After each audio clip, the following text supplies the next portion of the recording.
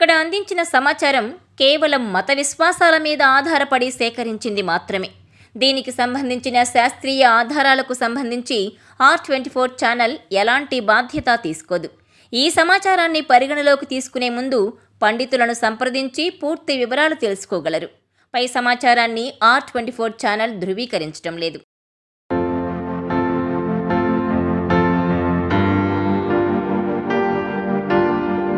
ఆ 7 ఇప్పటికీ బతికే ఉన్నారా?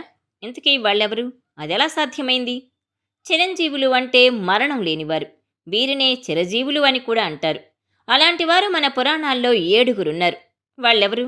ఈ 7 ఎందుకు చిరంజీవులయ్యారు? Watch this R24 special.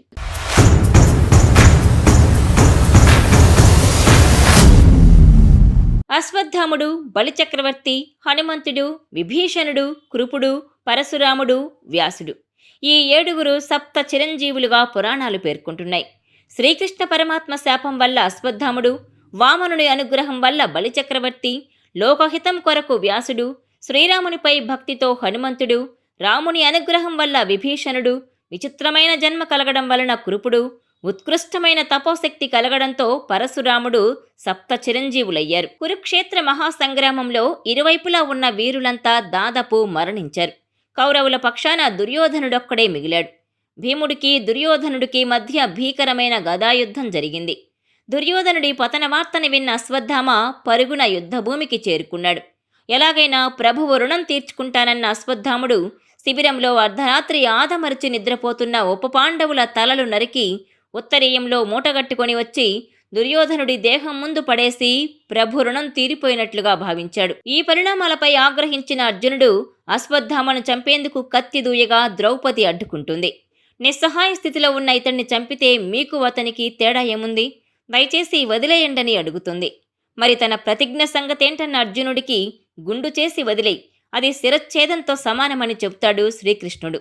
నీవు చేసిన పనికి ఒళ్లంతా కుళ్ళిపోయి రక్తమాంసాలతో చావు కోసం ఎదురుచూస్తూ ఇలాగే జీవిస్తావని శపించాడు. అశ్వత్థామ ఆ విధంగా చిరంజీవి అయ్యాడు. ఇక బలిచక్రవర్తి ప్రహ్లాదుని మనవడు, దేవాంబ విరోచనుల తనయుడు. అతని భార్య ఆసన. రాక్షసుడైనప్పటికీ బలిచక్రవర్తిలో ఎన్నో సుగుణాలున్నాయి. స్వర్గం మీద దండెత్తి ఇంద్రుని ఓడించి స్వర్గాధిపత్యం సంపాదిస్తాడు. ఒకసారి విష్ణుమూర్తిని తోలనాడిన బలిచక్రవర్తిపై ఆగ్రహంతో ఆ శ్రీహరి వల్లే నీ పదవి పోతుందని శపిస్తాడు ప్రహ్లాదుడు. చివరకు బలిచక్రవర్తి 3 లోకాలను ఆక్రమించుకున్నప్పుడు విష్ణుమూర్తి వామనుడిగా అవతారమెత్తి యజ్ఞం చేస్తున్న బలిచక్రవర్తి వద్దకు వచ్చి 3 అడుగుల నేలను దానం కోరతాడు.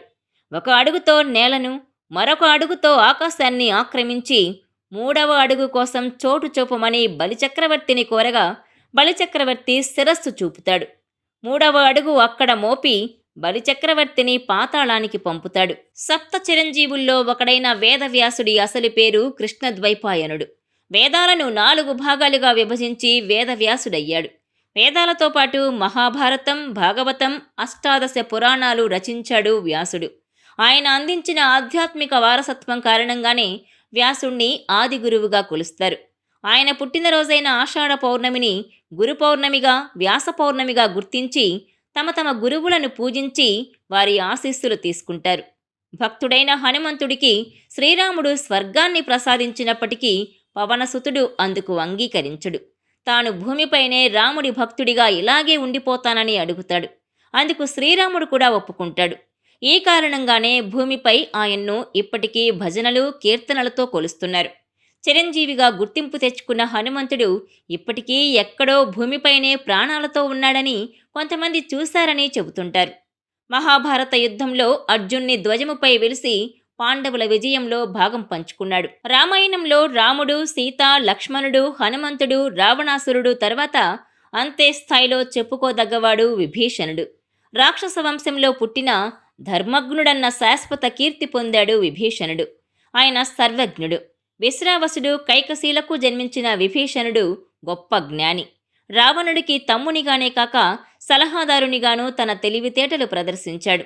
రాముని అనుగ్రహం వల్ల విభీషణుడు చిరంజీవి అయ్యాడు. సప్త చిరంజీవుల్లో 6వవాడు కురుపుడు, శరద్వంతుని కుమారుడు. శరద్వంతుడు ధనుర్వేదమును పొంది తపస్సు చేసుకునేవాడు. ఇంద్రుడు ఇతని తపస్సును భగ్నం చేయుటకై ఒక అప్సరసను పంపాడు. శరద్వంతుడు అప్సరసకు జన్మించిన కుమారుడే కృపుడు. కృపుడు శరద్వంత దగ్గర ధనుర్వేదమును నేర్చుకున్నాడు. భీష్ముడు కోర్కె మన్నించి ధనుర్విద్యను నేర్పాడు. మహాభారత యుద్ధంలో దుర్యోధనుని పక్షాన నిలిచి యుద్ధం చేశాడు. యుద్ధం అనంతరం జీవించిన వీరుల్లో కృపుడు ఒకడు. రేణుక జమదగ్నుల కుమారుడు పరశురాముడు. జమదగ్నికి తాత భృగు మహర్షి ఉపదేశంతో హిమాలయాలకు వెళ్లి శివుని గూర్చి తపస్సు చేశాడు. ఈశ్వరుడు బోయవాణి వేషమున వచ్చి పరశురాముని పరీక్షించాడు. శివుని ఆజ్ఞతో తీర్థయాత్రలు చేసిన పరశురాముడు శివానుగ్రహంతో భార్గవాస్త్రం పొందాడు. విష్ణుమూర్తి దశావతారాల్లో ఒకటైన ఈ అవతారాన్ని ఆవేశావతారం అంటారు. ఈ 7గురితో పాటు శివానుగ్రహంతో కల్పంజయుడైన మార్కండేయుణ్ణి నిత్యం స్మరించుకుంటే సర్వ వ్యాధుల నుంచి ఉపశమనం పొందుతారని శాస్త్రవచనం.